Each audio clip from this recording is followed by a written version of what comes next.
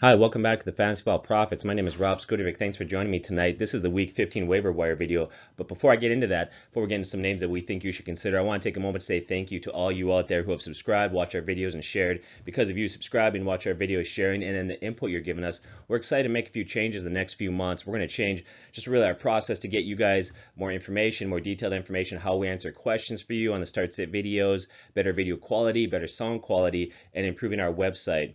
This is the first year that we've done. I've had a lot of fun, but I really look forward to next year as we continue working with you guys and getting you just better information out there. Now, before we get into some things, just a few things that we want you guys to consider as we look at the playoffs right now in week 15. So for a lot of you, you're in the second week of the playoffs, so you made it pretty far. Congratulations. I hope it's going well for you. But if you've made it this far, you did it because you already have a good roster. And so even though we want to look at some names that maybe you need to consider because of injuries or matchup plays, we have to be very careful this time of year that we don't stretch some of these picks, that we don't go too deep in our sleepers, unless, of course, you're stashing for a dynasty league. We want to kind of play a little bit safer this time of year in terms of the waiver wire and really ask those questions. This is a guy that I feel I can trust because it's one and done at this point. We would really encourage you that it's probably better for you this week to spend more time studying our start sit video, look at the matchup plays. In terms of that, you're going to probably get more value in that right there. Another thing that we want to look at real quick is just some early injury concerns right now. For you Carson Wentz fans out there, if you're a Philadelphia Eagles fan, Carson Wentz went down with a knee injury. Early reports are it's an ACL tear. I hope that's not the case. We wish him the best. Seems like he's a great guy, wonderful quarterback, have a bright future in the league, but he went down with a knee injury today. Kelvin Benjamin, same thing, left the game with a knee injury. Josh McCown broke his non-throwing hand, so we're not sure how that's going to affect. He'll probably miss a week or two. Tom Savage had a concussion. Yates came in. He played fairly well. We'll see how that affects the value for Hopkins this week, although Hopkins played very well while he was out. And so those are a few things to consider. One more thing that we think you need to begin to really consider this time of year is the weather. Now, I can't help qualify or quantify weather for you when it comes to this because, one, when I put the videos out, the weather can change so much and there's so many different games. But we saw today with the Colts, Bills, weather played a major factor in there. There was really no passing game at all. And so for you guys, you have to begin, especially if you look like at kickers or things like that, consider the weather when you're looking at your start sits this week. Let's get to the first running back that we think you should consider this week. Jamal Williams, he's available in 26% of leagues still, so for a lot of you, he's still readily available out there. Now, next week, he plays Carolina, who gives up the fifth fewest points to running backs. Now, I've been the first one out there to say that I'm not a huge fan of Jamal Williams. And the reason why is I really struggle. Now, I think at this point, he probably wouldn't be starting if they had any other viable options, but they don't. 4 of the last 5 games, he really struggled to run the ball. His yards per carry were 3.2. Even today, his yards per carry weren't great. The positive side of Jamal Williams, that he's really involved in the passing game. 15 catches last 4 games and 5 TDs in the last 3 weeks. And so he's not necessarily run the ball great, but he's what we call a volume play. And now I think we can safely assume that it's his job. And the reason why we can safely assume moving forward that this is his job, we don't have to worry about it. We know Ty Montgomery's out for the year. Aaron Rodgers came back 2 weeks ago, and today he had 4 carries for -2 yards. So right now this is Williams' job. He's a volume play. You can trust him. Now, one of the things I think is going to be a major boost for Jamal Williams and open up some running lanes for him is early reports are Aaron Rodgers is going to come back for week 15. And so defenses aren't going to be worried about Jamal Williams. They're going to be worried about game planning for Aaron Rodgers. That should increase his yards per carry and open up some running lanes for him. He's available in 26% of leagues out there. Another guy you may want to consider out there is Jonathan Stewart. He's available in 62% of leagues, so he's widely available out there. This week he has a great matchup. He plays the Green Bay Packers, who allow the 5th most points to running backs. Now, he had a brutal first 9 games of the year. He really struggled, and he was a non-factor in fantasy football. But he's really kind of coming to his own. He's had over 100 yards rushing 2 of the last 4 weeks. And if you study Jonathan Stewart and how he's been as a running back, he's always notoriously started slow and then got stronger as the year went on. So we're kind of seeing that even this year. He's running with more authority. He's running more physically stronger. He looks quicker out there. And today against a tough Vikings defense, he had 3 touchdowns. In fact, he's had 5 touchdowns in the last 3 games. So Jonathan Stewart is a decent play out there. He's got a good matchup. He's readily available 62% of leagues. For some of you, he'd be a nice 1-week plug-and-play. Another guy you need to consider out there is Alec Collins. He's available in over 20% of leagues. He plays the Browns this week coming up. Now, the Browns are tough. They allow the 7th fewest points to running backs. But Alec Collins has become not just a plug and play, he's a legitimate running back too. He's very solid. In fact, he's a guy that you need to keep your eye on going into next year. don't shy away from him at this point. His yards per carry have been great on the year. He's 4.9. He's got good size. He runs physical. He's no longer in a timeshare. Now, yes, Woodhead and Allen at times they'll get some targets and carries in relief, but this is Alex's team. He's going to get a majority of the carries. Tonight he plays Pittsburgh Steelers, who are very tough against the run. In fact, going into the game, they allowed the third fewest points to running backs, and that didn't slow him down. He had 18 carries, 120 rushing yards, and a TD. Another thing that's really increased his value is he's seen that the goal line carries, had 5 touchdowns the last 4 games. Alec Collins is not just a good plug and play. He's a good running back. You need to play him as a running back too out there. Another guy to consider out there is Peyton Barber. He's available in 64% of leagues. Now, last Sunday, with Doug Martin out, he went out and he had a huge game. He had 23 carries, 102 yards, and he had 4 catches for 41 yards. He's a big physical back out of Auburn, 5'11", 225, second-year player. Really love this guy. We're really big on him going into this week.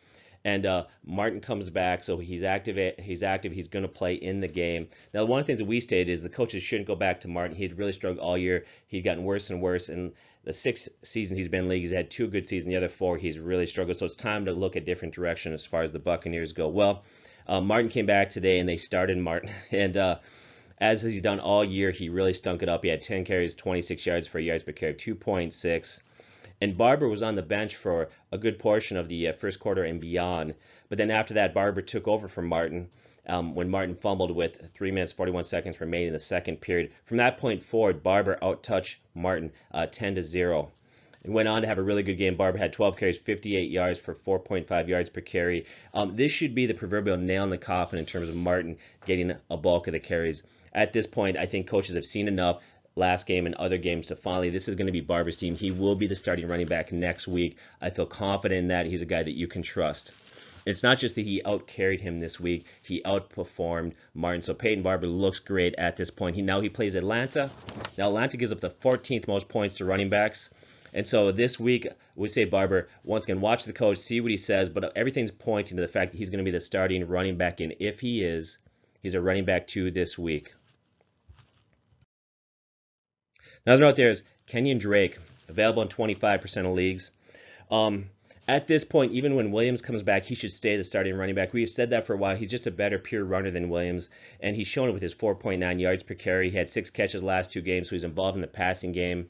Now, he hasn't played yet. He's playing Monday night, tomorrow night against New England. I expect he's going to have kind of a bad game against New England. I don't think it's any indictment against Drake. Right now, that Miami defense is playing great. In fact, since week 4, Miami's defense is only allowing 11.88 points per game to opposing teams. So the other thing that's going to hurt them tomorrow night is Miami, I assume, is going to fall behind them. We're going to have to throw the ball a lot. They won't be able to commit to the run.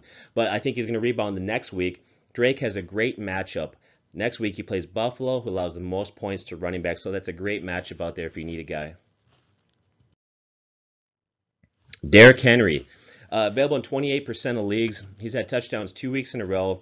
And next week he has a great matchup. He plays San Francisco, who give up the 2nd most points to running backs. Now, DeMarco Murray had another bad week this week. He didn't look good. And that really makes 7 of the last 8 games that DeMarco Murray has had a yards per carry below 3.3. So he's really struggling. I don't know why, but for some reason, the Titans are hesitant to give him the bulk of the carries. So that's why I like Henry. I think he's got a great matchup. I think he needs to get more carries, but until the coaches commit to him, this week he sits at about a running back 3, but I like him. Don't be surprised to see him have 15 carries, 80 yards, and a touchdown. Another guy out there is Isaiah Crowell, available in 21% of leagues. Now, next week he plays the Ravens, who give up the 12th fewest points to running backs. He had a big game today, 19 carries, 121 yards, and we really promoted him and pushed him on our start-sit video, and even on the questions that you guys asked us. He was a huge guy that we thought he's played well. In fact, if you look at it, the last 6 games he's been running well. He's been running physical with authority. They're using him in the passing game. This is a guy that's a very quality running back out there for you. Mike Davis. Seattle running back, he's available in 41% of leagues. He did well tonight against the Jags when you consider the fact that they fell behind and the Jags are a very good defense. Now, we liked Mike Davis, but we did caution against playing him against the Jaguars. We just felt like he's not going to have a big day. And he didn't have a big day, although the carries he did have, he looked decent. They had to abandon the run, but in the limited carry, he had 16 carries for 64 yards. He also has had back-to-back weeks. Another week, he had 15 carries for 66 yards for a 4.2 yards per carry. So he's looked pretty good these last 2 weeks. And it will look like Seattle, who has struggled for weeks to find a running back and find a running game, has finally found theirs after Carson went down with an injury, Rawls didn't work out, and Lacey didn't work out. And now this week he plays the Rams, who allowed the third most points to running back. So Mike Davis, didn't like him this week, love him next week. I think he's a great play out there. Now the one thing that you need to watch is he left the Seattle game shaken up, so we just need to watch the injury reports, see how he does, make sure that he's okay. But if he's ready to roll, he's a guy that you could start as a running back too. He is their lead guy at this point. Latavius Murray. Now we talked about him. He's available in 15% of leagues. Some of you out there were huge on him, and we kind of cautioned. We said, you know what, we like him. We think he's playing really well, but this is not the week he's going to have a big week. And sure enough, he really struggled. I think that's more an indication of how well the Panthers are against the run. And so we kind of predict that's going to happen. Now, this is the first time he hasn't had double-digit carries in quite a few weeks. And if you look at this, he actually had double-digit fantasy points scored in 5 of the last 6 games. Now, this week coming up, he plays Cincinnati. And Cincinnati allows the 10th most points to running back. So we expect him to return to the form. We expect you 15 carries, maybe 18 carries in that area for about, you'd say, 75 to 85 yards and a touchdown. He should recover this week. He's available out there in 15% of leagues. Rex Burkhead. Available in 23% of leagues, still widely available out there. He plays Pittsburgh, who allow the 8th fewest points to running backs. He's etched out a very nice role there for New England.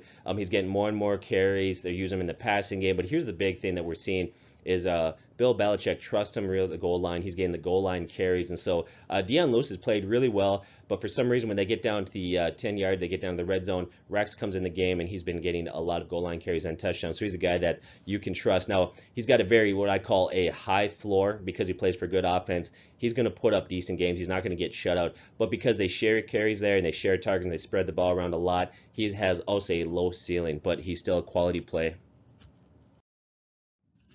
Samaje Perine. He's still widely available in many leagues out there. He plays Arizona, who allowed 11th fewest points to running backs. He's averaging 19 carries the last 4 games. Now, today he struggled a little bit. Now, one of the things that came out of the game is on a few occasions he kind of hobbled off the field. He looked kind of banged up, so keep an eye on him. He's a guy that we would consider a value play as a running back 3 this week. Another guy out there to keep an eye on is Wayne Gallman. Orleans Darkwa fumbled today, so he took over. Now, earlier this year, Wayne Gallman actually looked like he might be a better back than Darkwa, and the reason why I thought maybe he was a better back, he was more involved in the passing game. He has good hands, and he seemed to be a more balanced back. But Darkwa ran the ball well, so for a while he kind of took over that role. Well, today in relief, Gallman had 12 carries for 59 yards, and he had 7 catches for 40 yards. So he's a back that can run the ball, and he comes out of the backfield. He's got a pretty fair matchup this week versus Philadelphia. It's really hard to trust him at this point for a couple reasons. One, he plays for New York, and that offense is horrible. And we don't really see him, even though we see him having an increased role moving forward, we don't see him taking over all the carries at this point from Orleans. But what you could do is you could watch this week, see what the coaches say. Do they make any definitive statements in terms of letting him become the back, or do they go back to Orleans Darkwa? One thing I would say is that he does have increased value in PPR leagues. Rod Smith. Rod Smith blew up today. He had 6 carries for 47 yards and a touchdown. He had 5 catches for 113 yards and a TD. Huge. So if somebody was lucky enough to play him, although we wouldn't advise it going into this week because he was so inconsistent. Here's the one thing we'd say about Rod Smith. Don't get too caught up in the game. Yes, he might have some value out there as a flex play, but this is still Alfred Morris's team. He's still got more carries than Rod Smith. Alfred Morris is still going to be the lead back next week. Now, the week after, Ezekiel Elliott comes back, so whatever direction Dallas chooses to go, it's only for 1 game. Be careful about assuming that Rod Smith's going to duplicate what he did this week. Next week, they're going to try to come out and establish a run. They're still going to go to Alfred Morris. Giovanni Bernard. He's available in 43% of leagues. Now, here's what you need to do in this one. He could be a valuable play for you out there, but you got to watch Mixon's recovery from concussion protocol this week. Now, if Mixon sits, Bernard is a great pickup. If he doesn't, don't be deceived. Even though Bernard played well last 2 weeks, they're going to return.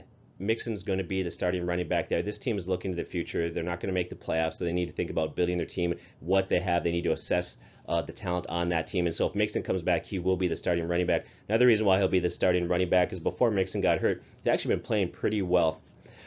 If Mixon is out, Bernard's a nice play. He plays Minnesota, who's tough against the run, although today they got shredded by Jonathan Stewart.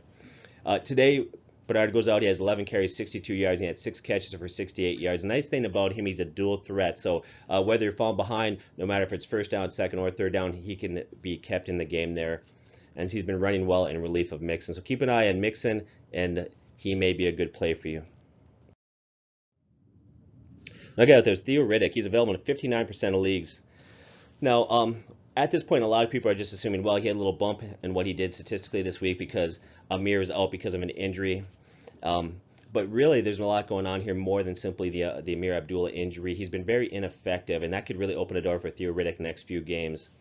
Amir was out this week with a neck injury. He was inactive. Now, he did have limited practices this week, and from NFL.com's Ian Rappaport, he reported earlier Sunday that Amir Abdullah's absence from the game is more about the way he has played than it is about his injury at this point. So them sitting him is probably more of an indication that he's just been ineffective, which means Theo Riddick could have an increased role there. Now going forward this week, Theo Riddick plays the Lions. The Lions play the Bears, who got the 17th most points to running backs.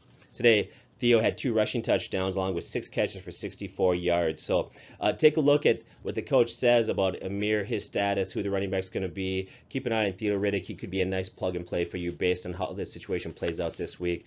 Right now, he definitely has value in PPR leagues. Let's take a look at some quarterbacks. Now, right now, we take a look at quarterbacks. I looked at the waiver wires out there. I studied statistics. And here's kind of my observation this week. There's not a lot of quarterbacks that are widely available that you can trust. Most of the quarterbacks that you feel confident in are only available in single digits. A lot of them are available maybe in 10% or lower. So you look at the ones that are widely available out there, you just can't trust them. And I think going into week 15 when it's the playoffs, you want to find a quarterback that you can trust that's matchup proof. Well, that's really hard this time of year to do that. So hopefully you've got a guy that you can trust. But if you if you own Carson Wentz, if you're having injury concerns or matchup concerns or whatever it might be, here are guys that you may want to consider. And the first one is Aaron Rodgers. Aaron Rodgers is available in 20% of leagues. Green Bay is still in the playoff hunt, and that's why they're going to bring him back this week. And if he's ready to go, if his MRI comes up positive, he's going to play in the game. And it really doesn't matter who the Packers play. If Aaron Rodgers is healthy and ready to go, he is worth starting. That's just a no-brainer at this point. Now, all the reports coming out of Green Bay's camp there is that he's looked great since he's returned to practice. So if you're in that league that he's 20% available, pick him up in week 15. Most likely he is going to play. If not, definitely week 16. Another guy out there that many of you need to consider is Nick Foles. Carson Wentz went down with a knee injury. It looks like it's an ACL tear. We don't know that for sure.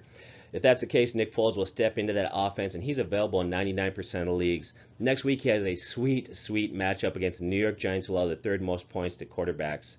If you look at Nick Foles, he's actually had some success in the league back in 2013.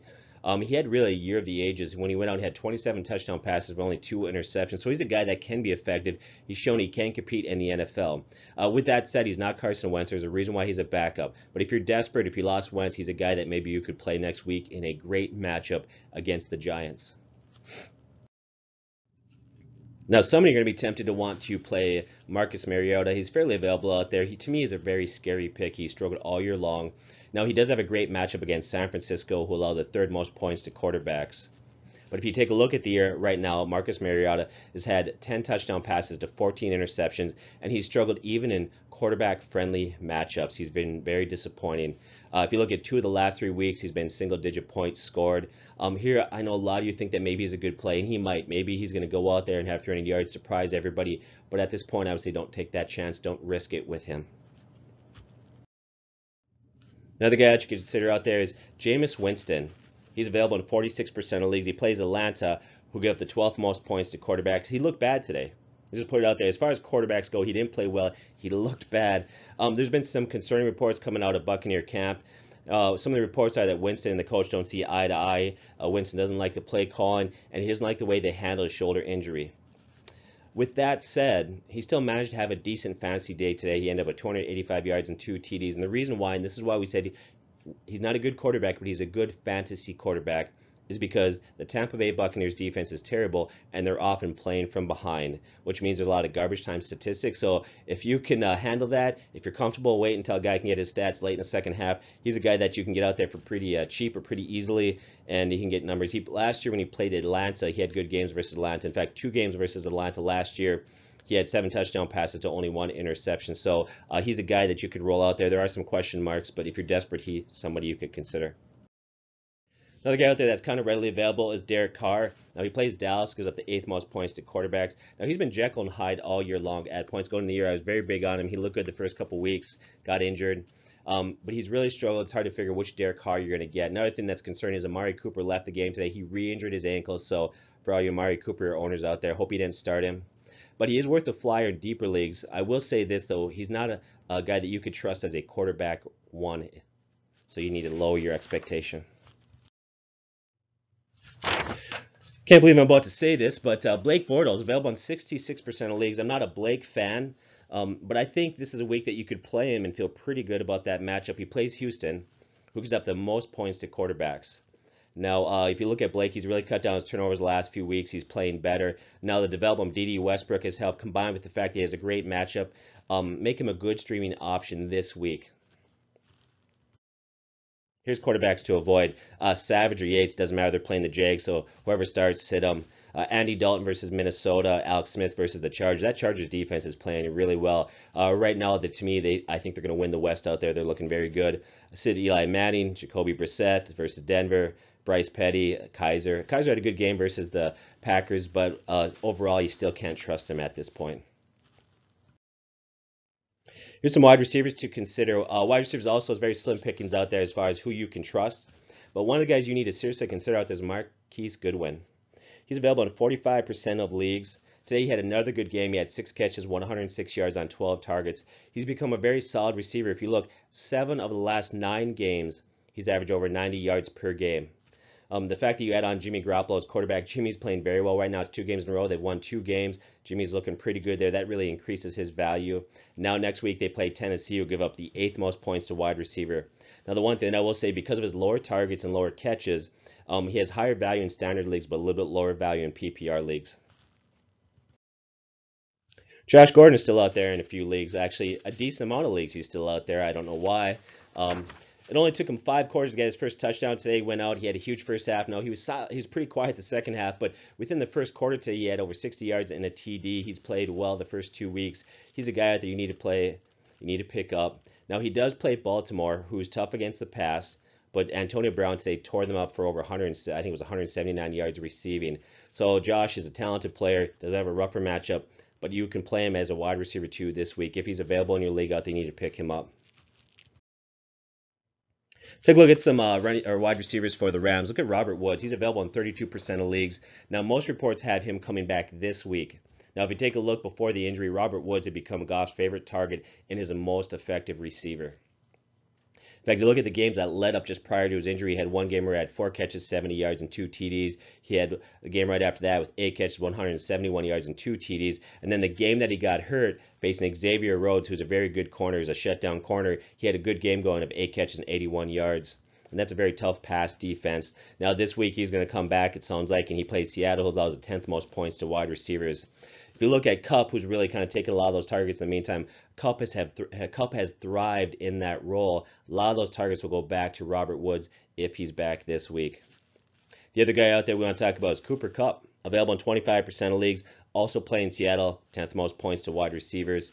2 of the last 3 games, Cooper Kupp has been great. 8 catches, 116 yards. Today he had 6 catches, 119 yards, and a touchdown. He's another guy out there that you can pick up and feel pretty good about.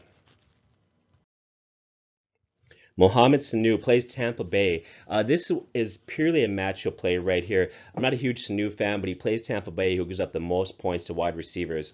He's available in 27% of leagues. He's played better lately. He's had 4 touchdowns the last 7 games. We've seen a slight increase in his catches and yards. That makes him a wide receiver 3 play based on your league size and scoring. Another guy out there who's available in about 20% of leagues is Nelson Aguilar. Got 7 TDs on the years. Now, he's had 29 targets over the last 3 games. He's had 15 catches the last 2 weeks. Now he plays the New York Giants, who give up the most points to, the 11th most points to wide receivers, and even more points to quarterbacks.